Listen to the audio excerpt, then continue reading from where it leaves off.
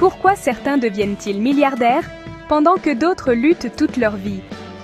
Qu'est-ce qui différencie Elon Musk, Bob Proctor, Barack Obama ou encore Thomas Sankara de la majorité?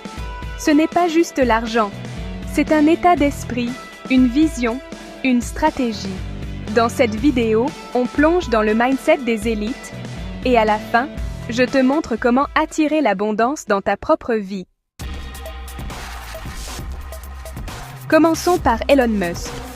Visionnaire, il ne pense pas en années, mais en décennies.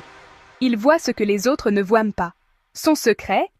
La pensée exponentielle et une tolérance à l'échec presque inhumaine. Commençons par Elon Musk. Visionnaire, il ne pense pas en années, mais en décennies. Il voit ce que les autres ne voient pas. Son secret? La pensée exponentielle et une tolérance à l'échec presque inhumaine. Si quelque chose est assez important, vous devez essayer, même si le résultat probable est l'échec. Bob Proctor, lui, a étudié pendant 60 ans la richesse et le pouvoir de l'esprit. Il croyait fermement que nos pensées contrôlent notre réalité. Il répétait « Vous devez être riche d'abord dans votre esprit ».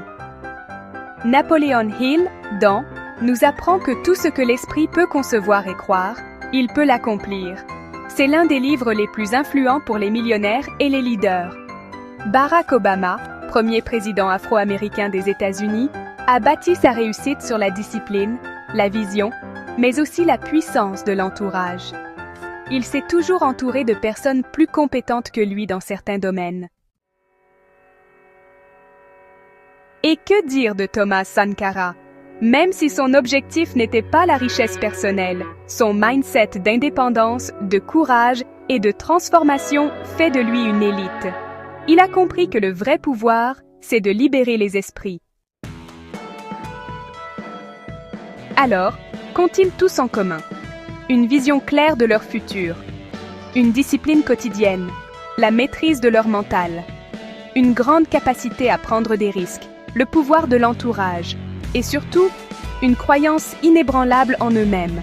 Le succès n'est pas un hasard. Il est programmé, construit, répété. Ils ne se contentent pas de rêver, ils agissent avec foi et intention. L'abondance, ce n'est pas juste de l'argent.